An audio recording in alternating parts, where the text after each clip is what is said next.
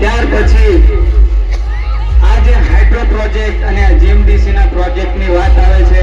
બધી જગ્યા પર આપણા આદિવાસી લોકોને વિસ્થાપિત કરવાની વાત આવે છે. દોસ્તો, અત્યારે આપણે જોઈએ કે નર્મદા ડેમનું પાણી છેક કચ્છ સુધી જાય છે, પણ આપણા 15 કિલોમીટર કે 12 કિલોમીટરના એરિયામાં આપણને પાણી પીવા મળતું નથી. દોસ્તો, કોંગ્રેસની સરકાર જે તે સમયે હતી, આજે કોંગ્રેસના નેતાઓ ભાજપમાં ગયા, ભાજપના નેતાઓ કોંગ્રેસમાં ગયા, પણ એમણે આ થોડુંક પણ વિચાર્યું હોત તો આખા છોટાઉદેપુરને પાણી મળ્યું હોત. દોસ્તો, ત્યાર પછી આવી ભાજપ સરકાર.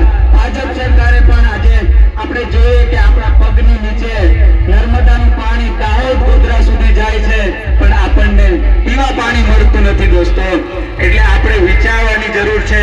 આજે તમામ છોટાઉદેપુરના તમામ જિલ્લા પંચાયત અને તાલુકા પંચાયતની જે સીટો છે એની અંદર યુવાન આજે ઉભારેલા છે.